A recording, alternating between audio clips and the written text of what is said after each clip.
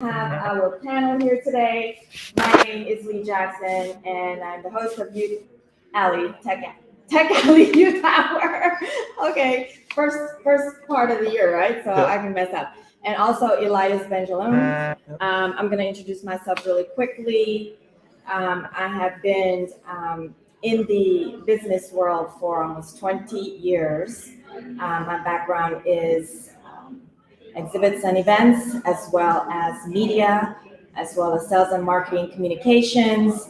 And I have clients across the board from technology to fashion to construction and consumer products. So right now I am the sales senior Marcom specialist for Navitas out of Virginia, which is a company specializing in cloud migration and modernization, as well as digital transformation. If you go to Navitas Tech, TECH.com, we're our juniors and seniors in college. It is a paid internship. Go to navitastech.com or to our LinkedIn and check out the internship program that we have. We're looking for you guys. If you're interested in technology, it's the best. It's an 8-week program that will take place in the summer, and it is paid internship. So if you want to learn anything in regards to technology, please go to navitastech.com. So with that said, Elias, why don't you introduce yourself? Sure. Thank you so much, Lee. Really appreciate you creating the space for us. What's up, folks in the room and also virtually? It's a pleasure to meet y'all. My name is Elias Benjelloun. I have a company called TechStart. It's a tech implementation company. The reason why youth entrepreneurship is so important to me is because I was an entrepreneur ever since I was a kid, like flipping Yu-Gi-Oh! And Pokemon cards. But where it really became serious for me is when I learned how to become a web designer at like 12. And the reason why I share that story is because I went to college really young. I got to college when I was 15 and I was undocumented, so I couldn't get any scholarships. And so my web design skills actually helped me pay my way through school. And that technology really just transformed my life. And so I made it my mission to help empower the next generation and all generations really to bridge the digital divide. And that's why I also do a lot of work on the historic West Side with Nevada Partners. And we're incubating entrepreneurs over there through our Promise Startups initiative. Awesome. Next, we have Sean Jerrion. Tell everyone about yourself. Hi, everyone. My name is Sean Jerrion. I'm 22 years old. I'm a youth coordinator at Nevada Partners. So I'm responsible for all youth programming there, and I also run a youth action board for the city of Las Vegas. So I'm 22. I am an entrepreneur myself. I have a lot of different endeavors, mostly with media and media marketing. So that's about it. Let me say also that Sean Jerrion is the recipient of an award from Juvenile Justice Impact as the 2023 recipient for Youth Entrepreneur. So that is an amazing thing. And that is juvenilejusticeimpact.org. I am also a founding board member of that nonprofit, and we are all about youth in enriching our youth organizations, in helping young entrepreneurs such as Sean Jerrion. So if you want to learn more about we do so much more on our 5th year right now. So go to juvenilejusticeimpact.org.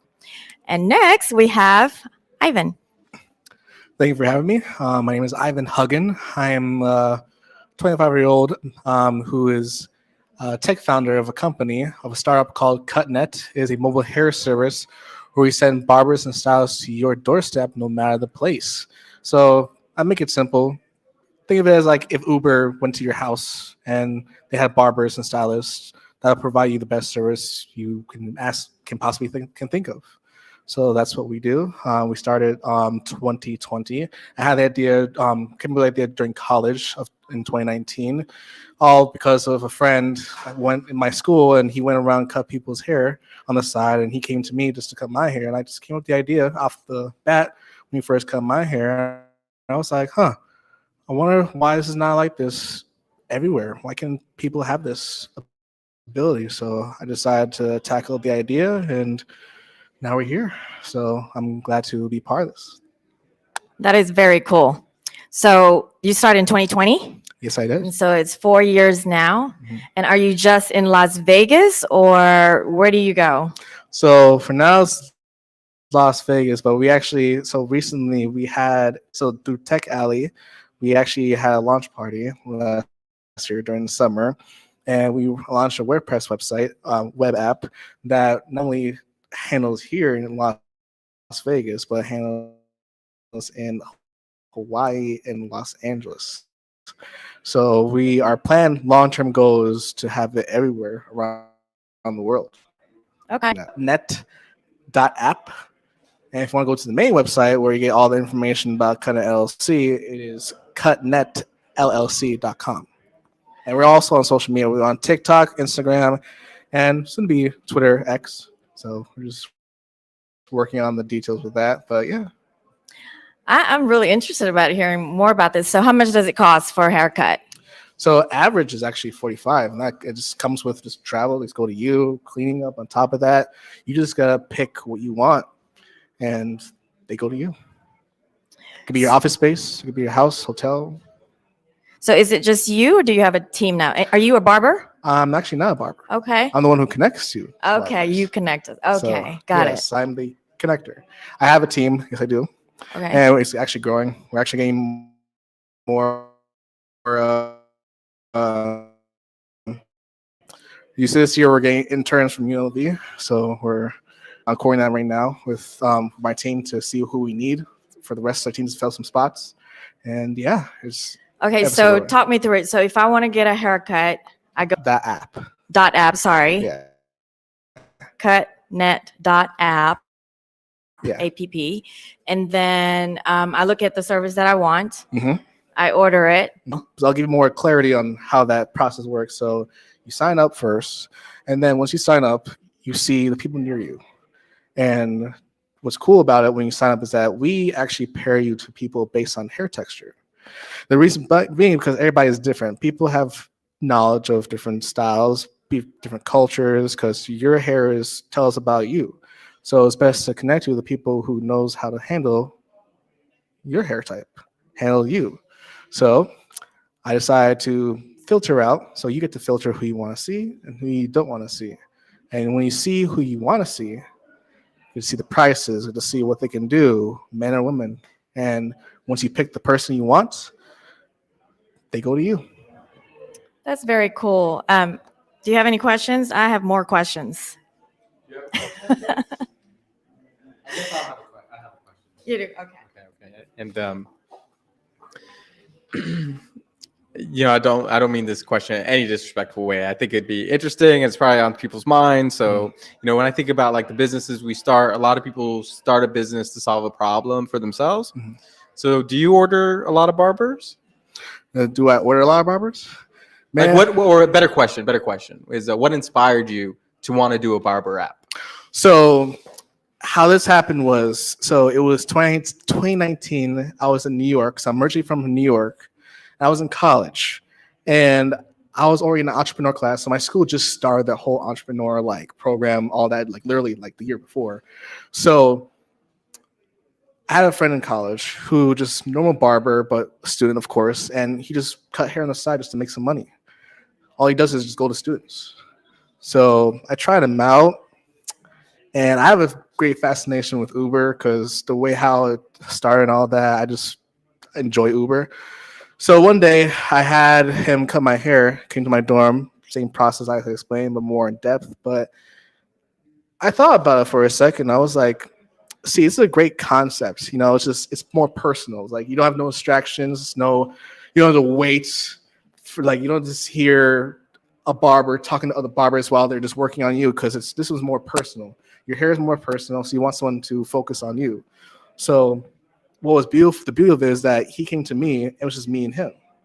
It's me and him in my dorm, just chatting up as normally as you would be in the barbershop, you try it with your barber, but it's more so enclosed, it's more so personal. So I started to ask myself, okay, so famous people, of course, have their personal stylists, whatever, for movie sets, whatever occupation they are. So I thought, why can't anybody have that? Why can't everyone have that? We're always busy. We're always up and down, we have business to take care of. We have meetings to go. We have to prepare for interviews, and if it's a job, if it's here, anywhere. So did some research to find out there's nothing really like that. There has been mostly hit or misses, people who've done it themselves, but it's not big. So I thought, well, there's Uber Eats, there's DoorDash, there's food deliveries, and there's also dog grooming. So why isn't there one for humans where we get our own personal stylists to come to us to provide us a good experience? So that's when I first came with the idea, and that's how CutNet came to be. So are there competitors? Do you know of any other companies? So you don't have to say their names, but are you aware? There are, but the way how I'm doing it is completely different. But there are similarities. I'm not gonna lie, there are great similarities. But most of the apps I've seen is just mostly just a booking. But you go to them, go to the barbershop, as course, stuff like that, which is nice. But there's a disconnect. What I see with most of the the websites, the businesses, all that, there's a disconnect between the service and the customer. Because with me, it's more personal. I want to know you. Like, what can I do to make your experience the best? What can I do for you? So you would say that would be your differentiator. Yes. So that way I come. Oh, what's your hair texture? See, now it's personal. So, hair texture. What does that mean? Do you have a natural curly hair, straight hair, fine hair, coarse hair? Because guess what? Not every barber and stylist knows how to handle different people's hair. During my process of building CutNet, I realized that when I started interviewing a lot of barbers and stylists, pick their brain. There's the problems with find the right customer. A customer comes in the shop. Hey, can you do my hair? Oh, sorry, I can't. I don't know knowledge about that. It's like, oh wow, it's not called Poughkeepsie, New York, and we live like 2 hours, maybe 3 from New York City, and she will literally drive to the city to get her hair done and come back. So what school was it that you go to? SUNY Purchase. Okay. All right. So you have questions in the audience? Okay. For you, young man, what kind of business are you looking to start?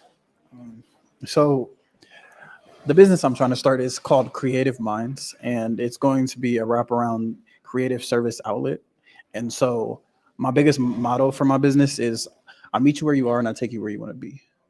So that's anywhere from mass media marketing, original content creation, to just all types of different things. I hopefully one day, one of my biggest aspirations is to be an actor, director, and producer. I do everything creative, from poetry, writing, web design, anything creative. And so I'm just hoping to build this business so it could be different streams of income, and like I can reach all the creative minds out there. Because I feel like the biggest thing these days is partnering the intellectual mind with the creative mind. And so I think that's the biggest thing with my business. So you're 23 and you're starting this business. That's a very competitive area, right?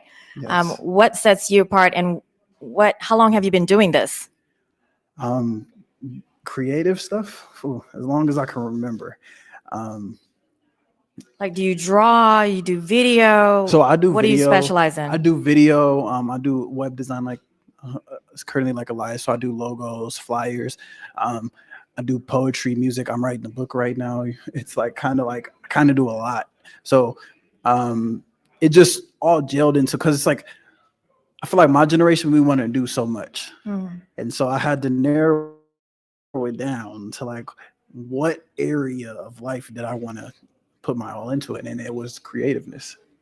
Okay. So you're in creative and you're just starting. Do you have clients yet? Yes, okay. I have clients. Are there certain areas of clients that you're targeting? Yes. So I think my area of clients is like people that don't know where they want to go, so to speak, but they know what they want. So like they don't know where they want to take their things, but they know what they want. So it's like the people that's like, oh, I want to do YouTube.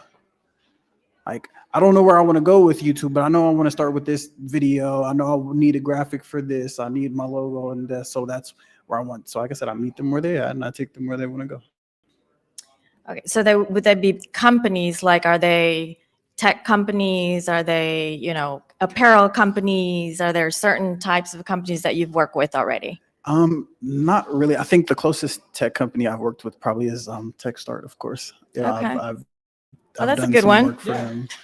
You know, Did you there's do the shirt for him? the shirt. No, No. actually no. Can I catch Yeah, absolutely.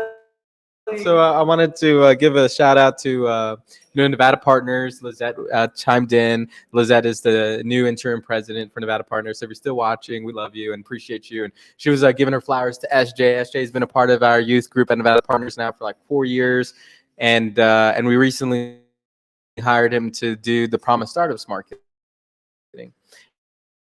And so he's going to be doing the graphic design, the web design. He was out there. And then I also wanted to, if it's okay with everybody, encourage the audience to come into our little live roundtable. Feel free to chime in, and maybe we are live on LinkedIn, and so people can comment and ask questions and whatnot, and then we'd love to open up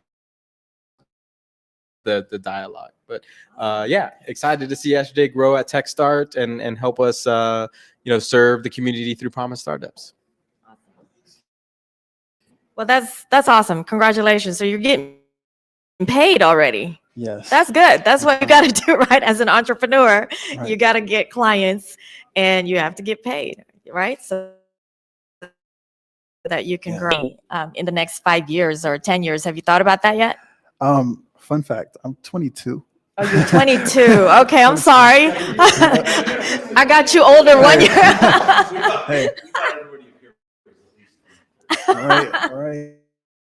Right. My bad. 22. You're very young. No, Okay. of course. One of the biggest things with me is, I think Matthew McConaughey said it, and he said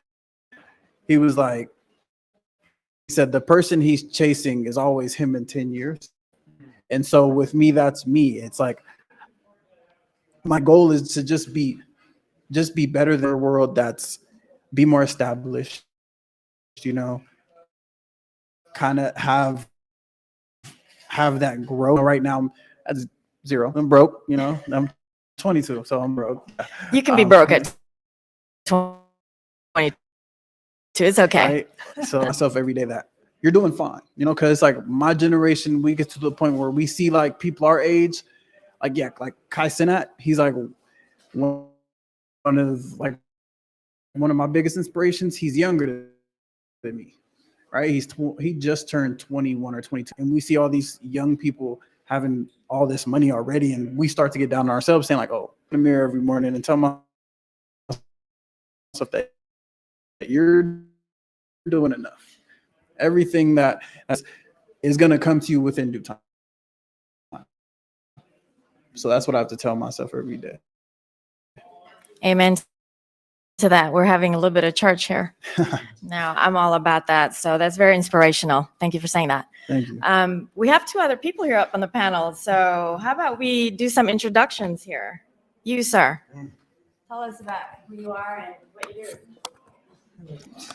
It's funny because I think at our last event that we just did a week ago, I found what I do. I'm Dave Berlin. I am a serial community builder. So a couple things, a few hats I wear here in the Las Vegas community. I'm the state coordinator for Global Entrepreneurship Week, which is a series of events that happen all around the world the same week in November. So I help catalyze the events here in Nevada, along with one of the community organizers, Elias, who is the community organizer for North Las Vegas. We have Megan Buckley, who's in Las Vegas, and then working on a few ideal people for up in Reno. But last year we did about 25 events across the city, all during the same week, which happened to be the same week as F1. It was not easy, nor was it my idea to do that. I also do a lot of stuff in the veteran community, primarily around veteran transition in the entrepreneurship space. So I helped launch Bunker Labs, which help vets in tech. We help veterans get tech jobs with some of our partners like Amazon, Google, Meta, Oracle, and things like that. I also do private events. So I do about 80 weddings a year across Nevada. I've done 500 weddings all across the United States. And all of that has led me to helping grow and scale businesses primarily in the restaurant space here in the last year. So right now I'm coaching 40 restaurants across the country on how to maximize profits, save money, make money, all of that. Wow. I feel like there's probably 3 other things that I'm doing that I'm leaving out. Pizza champ for sure. Yeah, world pizza champion. We broke the world record for the world's largest pizza party in Oklahoma last year. And then, so I'm serial community builder, speaker, author, coach, all that. Quick question. So what advice would you have for young entrepreneurs? Obviously, these two, you've been doing it for 4 years. You've been doing it for a couple of years, Sean, Jerry? That's a great question. I have principles, right? And this comes from building community, connecting people. So I have 6 principles. That's my advice and moral compass for everything. Show up, serve, share, synergy, smile, because I'm a Marine and I have resting Marine face and I forget that sometimes, and shop local. And if you do those things, and just keep doing those things, the whole world will open up to you and people will keep coming back to you to ask your advice. And sometimes your advice is something that you can charge people for. Can you repeat that? The 6 S's? It was The 6. Yeah. Show up, serve, share, share, synergy, smile. Yep. And that's only because, like, if you have a real frumpy face, which I tend to have sometimes, people won't come talk to you. And shop local. Yeah, I call it resting Marine face because I'm clever. Yeah. Yep. Show up, serve, share, synergy, smile, and shop local. Mm-hmm. Perfect. Okay. And now we have. Yeah. Go Surreal. ahead. Yes. Surreal. Yeah, surreal. Surreal. Yeah, surreal. Go ahead and tell everyone about you and what it is that you do, and that logo on your shirt there. right. 2 logos. You got 2 logos on both sides. Right? Exactly. Yeah. So, I'm surreal, right? We do high level with Elias, so we do that with a lot. Implement technology on companies and CRM and the system in place. Also, I offer that to my clients with Elias because I think a lot of companies in these days need technology as content. We're in the creator economy. It's growing, getting bigger and better. Bigger and bigger. And also the technology is advancing, and most companies can't get left behind in both as the creative part on social media, but also in the part of technology. Okay. So, everybody's advertising on social media, right? Yeah. And the question is now for a lot of companies, large and small, it's like, what's the best? Like, what's the best social media sites for your company? Because every site seems to target different audience. sectors and different genres, things like that. For you guys, who are your clientele and how do you target them on social media? Well, my clients are companies that have been around for quite a while, that have no presence, and there's companies that are just starting. So I got into work with companies that have nothing, no presence on social media. Also companies that have been around for quite a while, but they have no social media. And most companies have no presence on social media. Some people don't know how to use social media. Some people don't know how to create content. Some people are like, what can I build my brand on? And then you are the brand, you are the content. It doesn't matter if you have a phone or a camera. If you can afford a camera, you could afford a phone, and just you get these equipment. Do you find that a lot of companies are still clueless when it comes to advertising on social media? Yeah, I think so, because I think we make it so complicated in ourselves, and it's very simple. And then we are the content. You just could record yourself with your phone, or also you just or just hire someone like who've been doing this for quite a while to help you create the content. Because at the end, you're the brand, and it doesn't matter if you have 1,000 followers or 1 million followers, but But then the followers doesn't guarantee that you're gonna make $1 million if you have a million followers. I'd love to go high level CRM. I worked with somebody, and this is just a little kind of add on to that. Sometimes it depends. Are they a physical, like brick and mortar location, or not? That can dictate the best platform for them. But also, is it a product, like a physical product that ships, or is it a service? And so a lot of those things can really factor into which platform might be the best for them. They'll see different results if they advertise on just whether or not they have actual brick and mortar location. Yeah. If I can add a couple of things, like for me, LinkedIn has been an incredible channel for acquiring new relationships and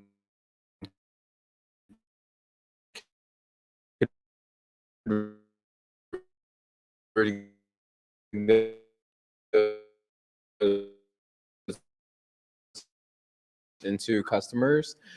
And I know because we're really close with Surreal that Instagram has been probably his best performing channel.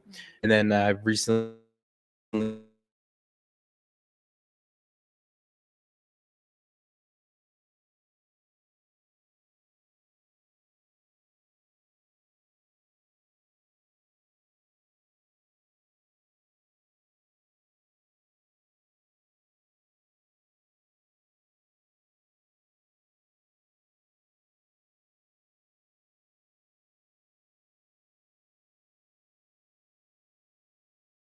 really deep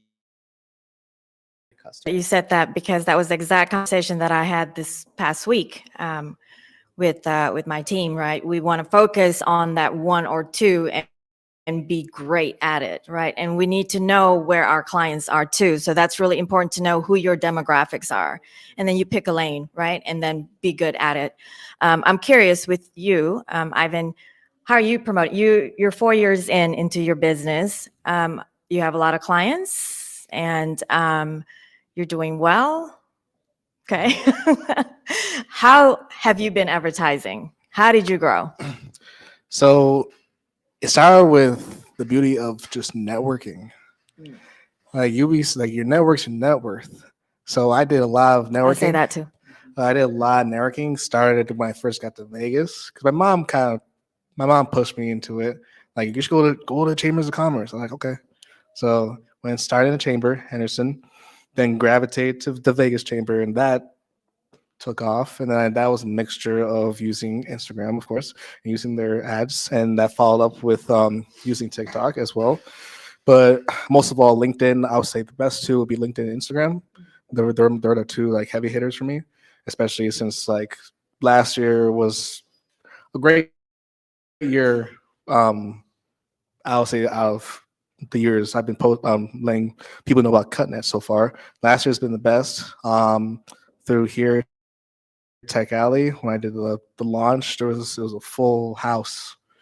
I didn't think, because you're surprised when you come up with an idea and you spread yourself out, let people know like, hey, come check out my product or service. You'll be surprised how many people will be like stoked about it. And I was very shocked. I honestly thought it would be like just at least 50 people to come to the launch party for my event. No, it was like 200 plus. Yeah.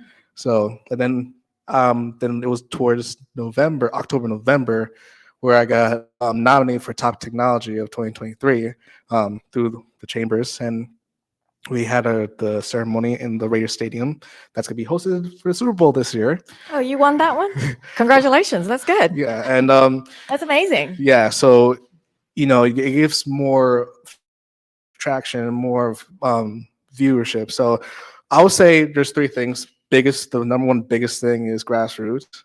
Because yes, you can have the social media presence, all that, but it starts with grassroots first. Then follow up with social media, then everything follows up. So you just gotta be persistent, and that's one thing I learned when watching the movie The Founder, when learning about McDonald's, and the founder of McDonald's always says persistence. Persistence is key. You gotta be persistent on your dream. If you're not persistent with your dream, then your dream just become reality. So awesome. I like that a lot. I wanted to ask a question from the whole panel. I've been seeing some stats that LinkedIn is still, there's about 80% of your leads of companies' leads are still coming from. Opinions on that? I think it depends on what kind of company, right? So B2B, absolutely.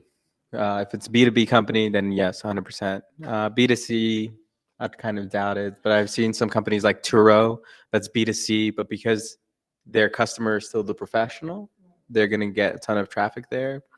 But I think LinkedIn works for some businesses, not all businesses. But I would believe that statement for the businesses it falls under. Dave, you got a feedback on that? Yeah, no, that's great. I've been using LinkedIn for like almost since it came out. The challenge with that is probably in the first couple of years, I did what a lot of people did because we had come from Facebook and it was like, oh, add everybody. And I did that. I can say in the last 8 years specifically, I've been very intentional. The only like when I meet somebody and they said, oh, follow me on LinkedIn, like I'll sit there and I'll be like, oh, we have 47 people in common. Know any of those people. I say that to say, I like now, like most of the times I do know everyone that I'm following. This kind of goes back to, it's not a shameless plug for the same principles for why networking. Networking is not prospecting. They're two totally different things. So I try to be very intentional about how I use LinkedIn, and I normally to leverage that network for awareness, but I don't prospect on LinkedIn. Like if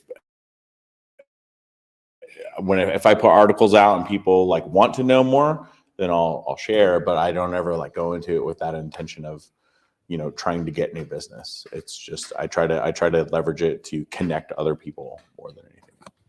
And I agree with Elias. It's more with LinkedIn. It's more so B2B, as I see it. And a lot of people like full stack developer. Well, my case, full stack developers who are from like other countries, and people here in the Las Vegas, of course, unless they heard me from another person, either the chambers or anyone else in Vegas.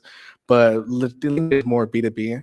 If you want to see TikTok, if you want those kind of customers, because most customers, you're not going to Instagram, Facebook, X, Twitter, or of course TikTok. But you have to adapt to where your audiences, depending on what you're like going for, depending on your business, of course, because not every business works for people. So I 100% agree, Elias, with you on that one. But yeah, anyone else? So Sean Jerion, how do you advertise? Is it Instagram is your favorite? Is that where you are, where we can find you?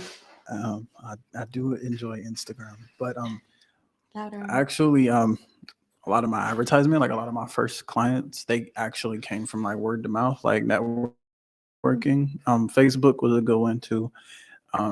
Like I work with a upcoming nonprofit called Forever 22, which was a friend of a friend. She had unfortunately committed suicide, and so her mother created a nonprofit in her name, and so I've been doing some work with them. So I guess a lot of it has come from like networking. I've gotten a lot from just working at Nevada Partners, being around Elias, and so I think right now I'm trying to hit the drawing boards and trying to figure out my best advertisement strategy. So that's one of the things too as well. Can I add some things? Yeah, absolutely. So one thing that I think is really important about social media marketing or all sorts of marketing is marketing is just relationships. It's like the Japanese have this saying that the sword is an extension of your hand, right? And so I like to think of the marketing channels as an extension of our ways to communicate the relationships. And I think where a lot of people get it wrong on LinkedIn or any social platform is they forget that there's a real person on the other side. And so that's why we have those scary messages, right? Like, oh, buy my stuff. Oh, do this. Oh, you want 20 new appointments next week? Like those are not real. If you walk into this room and you have a conversation with somebody, you're not coming in and leave.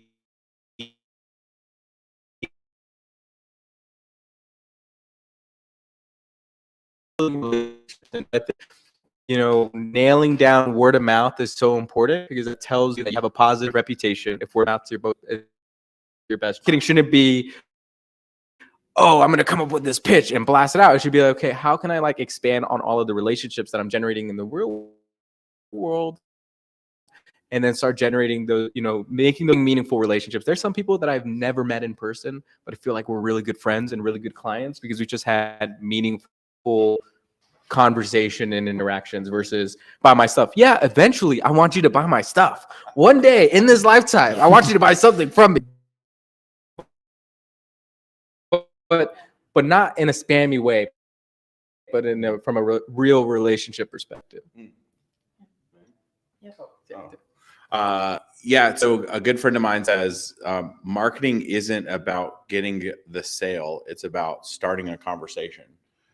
The funny thing about that is like, I would never start a conversation by, hello, Surreal. My name is Dave Berlin, and I want to tell you all about the thing. Like the first thing that we naturally do as humans is, and then a totally different author, a big inspiration for me, he said, ask more questions, read less minds. And it's like, if you really want to start a relationship or a conversation, start by asking a question. The only thing I would say is never ask, what do you do? Because then that kind of turns it back on them. And then they're like, oh, here's how I can sell you. And it's like, no, that's what, it's just like, hey, I always say like, hey, what starts the conversation? And the only thing I don't hope that everyone buys from me, like some stuff that I do, nobody ever will or should. But if they know what I do, then they might be like, oh my gosh, you need to talk to Elias. Like you and Elias would totally get along. And we do. But yeah, so for me, it's just starting in that conversation. And when I open my inbox and it's like those really long ones on LinkedIn, I'm just like, bro, you could have just said, hey, Dave, how are you? It looks like you're in Las Vegas. Is that right? Like I would be much more inclined to be like, yeah. And immediately I'm more connected to that person than I never will be when it's just like 4 paragraphs. And they left a blank where my name is supposed to go. Oh yeah. Name. Yeah. They did the F name. Go ahead, Serial. Yeah, so I agree with David because I mean it's like dating, right? Like when you meet a girl, you're not. Oh, I mean, right. Business was like similar, but of course, I mean, you're not gonna get married that first day you meet someone, right? You gotta get to know someone, build a real relationship, and have a real conversation. Then maybe something happens. If it doesn't happen, it's okay, you know. Right. But that's what I see it because throughout the years I built. Like today, I met someone that we've been following each other on social media for quite a while. Yeah. She's like, finally, nice to meet you in person. But we engage in the content, we conversate, and because also it's the content, but also engaging with your audience to build the relationships. Then, so I have 2 more things to talk about. Are we good on time, Elias? Yeah. 13 minutes. Okay. I want to talk about AI generating on ads and things like that. But we'll end with that. But I wanted to add something to the sales and marketing. I agree with everything that you all said too, because I come from a corporate sales and marketing executive background. So that is what I do for a living for quite a while. And what despises me is that when someone comes to me and basically asks me for the sale before you even know who I am, right? It's exactly that. You got to date me first, right? Which means you have to ask questions. And the thing with salespeople, a lot of times they talk a lot, like really, really talk a lot. And if you just ask the question and listen, even you knowing. So, it's that 80-20 rule, right? % listen, 20% talk. And the things, they get stuck in those types of scenarios or situations. So, take some corporate classes, right? Take some classes in regards to sales and marketing and things like that, because that will help you in the long run. Did you want to say something else? Yeah, Okay. Thank you for sharing that. Yes. Thank you. You're welcome. What, the not talking? Are you supposed to react after somebody says talk less and listen more? Right. Did you want to say something? Oh, done. I just thought like one of the things that a mentor of mine once told me was that relationships breed loyalty. So like with like I've learned from experience, of course, like my barber before they left Vegas. Like when I met him because he was the closest barber to my house. But when he moved his shop across town, because of the relationship with him, my loyalty stayed to him. So I was willing to travel 30 minutes to get my hair cut, even though, there was 1,000 other barbers. Well, so like that, when people run into other people that do the same thing you do, they stay loyal because of the relationship. Right. When you have a client, don't ever be complacent, because 100 people are calling your clients on the daily basis. And it could take one person to ruin that relationships that you've built. If they give something that is of substance that you're not giving, right? And if you don't call them enough to continue that relationship, they will forget you. And let me tell you, clients are, they can be very finicky.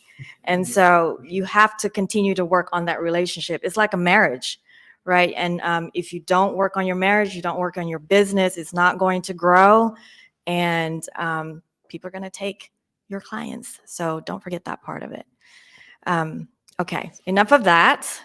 So we got to talk about this whole AI thing, right? Because I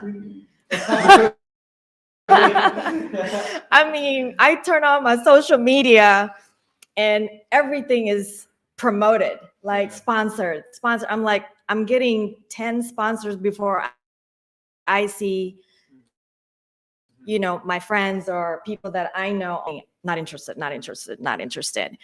Are you guys using AI right now?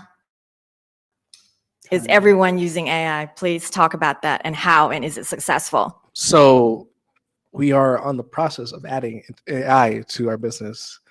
It's gonna be a long process, yeah, but we have the blueprints already set in motion.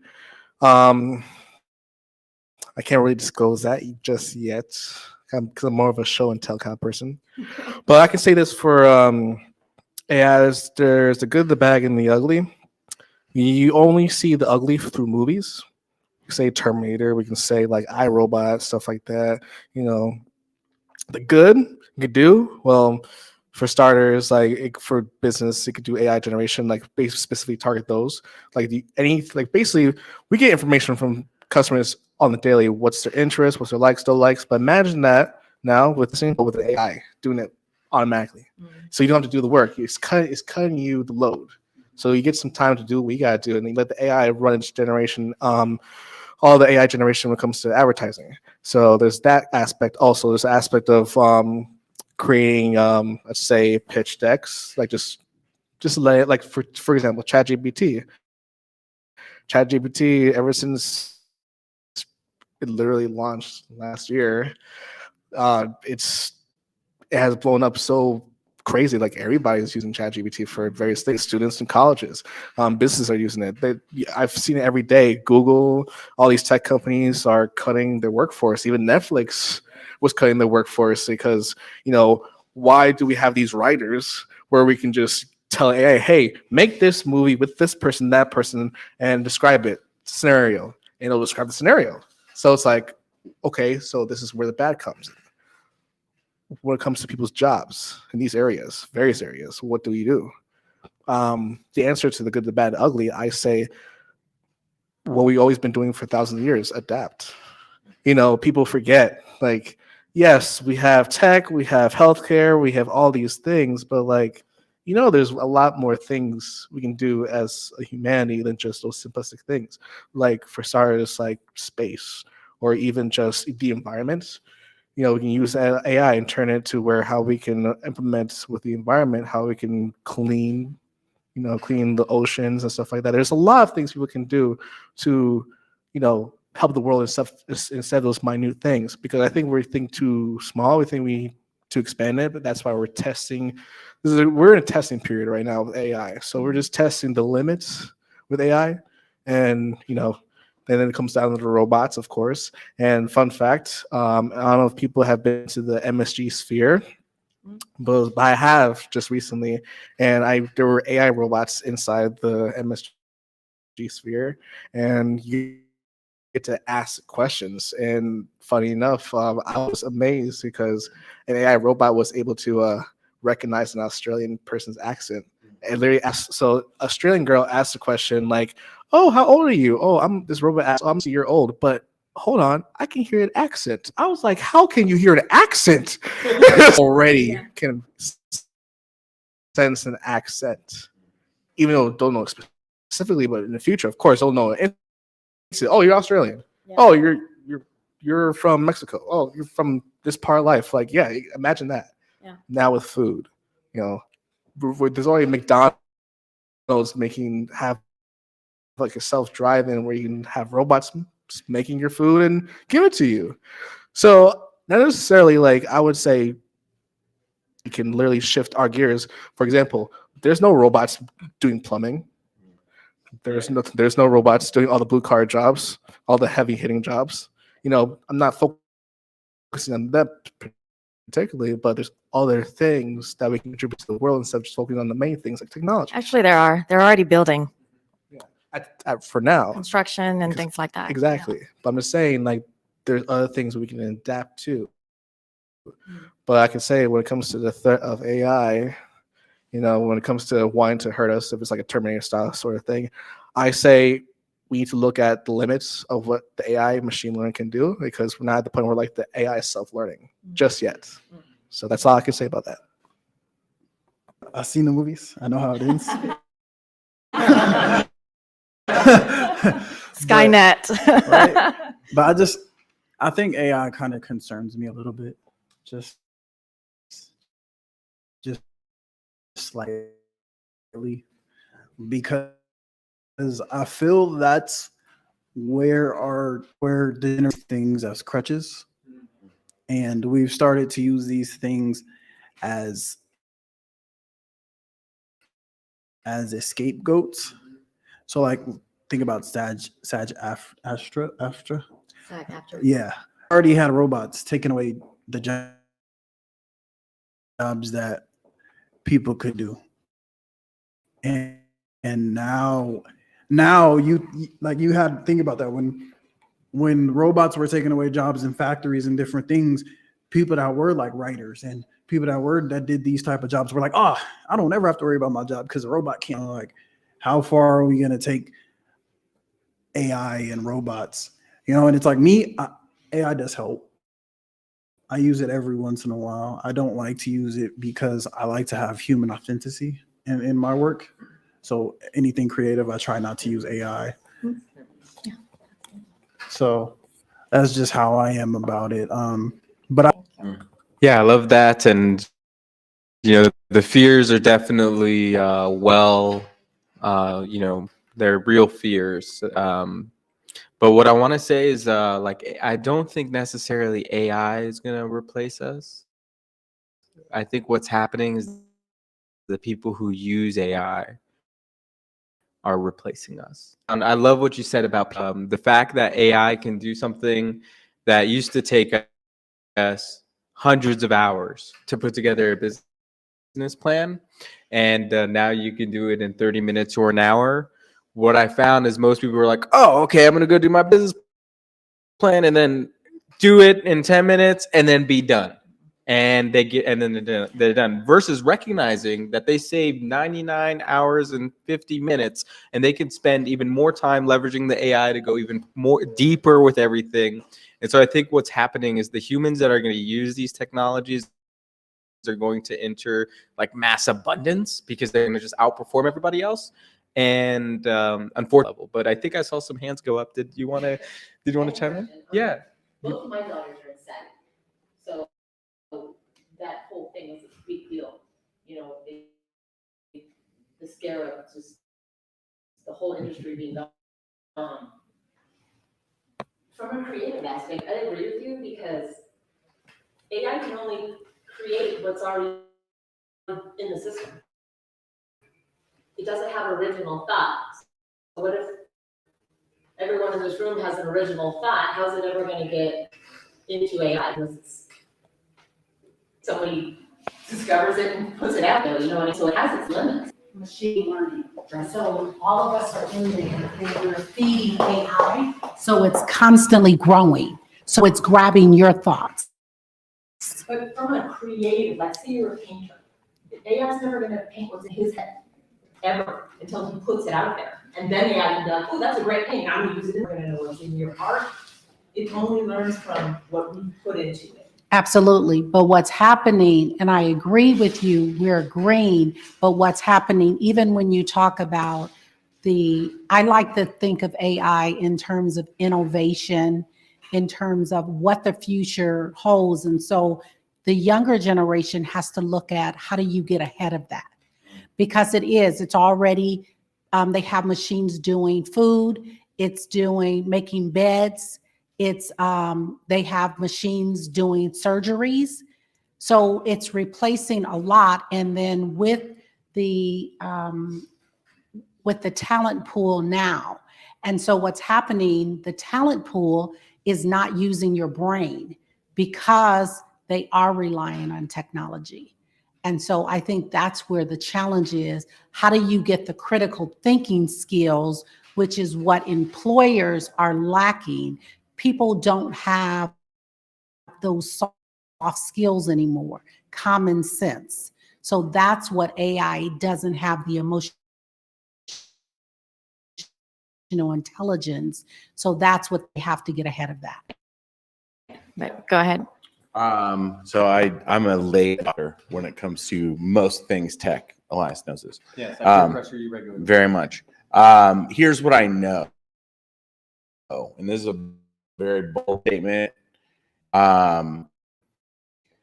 Everyone is right in this conversation. A lot of really great points.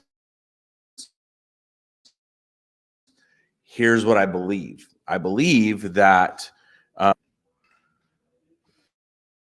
no matter what, I believe that this world will never be short of new problems. And the one thing that I believe that AI can never replace is entrepreneurs. Of all of our life experiences that know AI, it's a combination of all those things. And then with whatever the new problem is today, an entrepreneur is going to be able to come with a solution. Yes, we might be able to leverage AI to put together, be able to theorize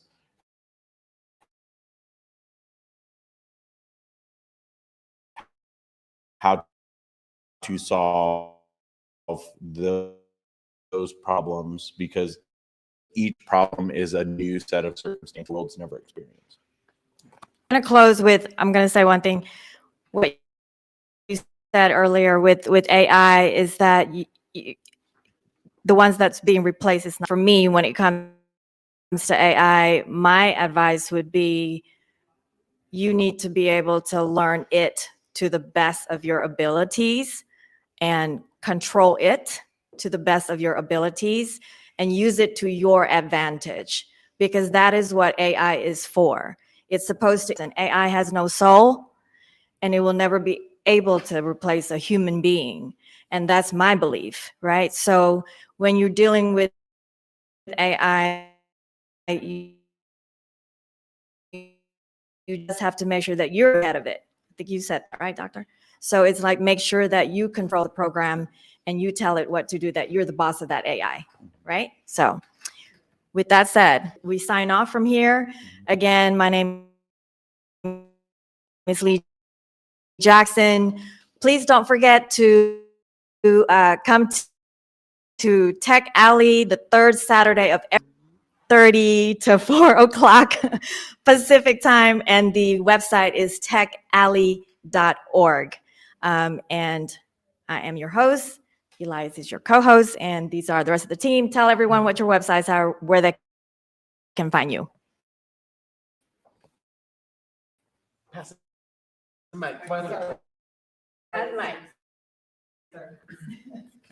Real short. All right. My website for my business is cutnetllc.com. You get all the information regarding to the app and also the company itself. If you want to find me on LinkedIn, it's Ivin Huggan, first name spelled Ivin Huggan, Huggan. And you can also find me on Instagram and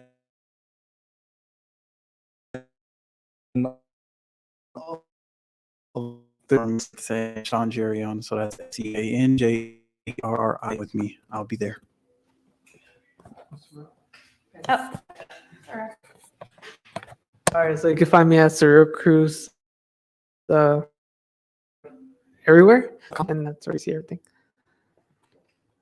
I take you everywhere you need to go.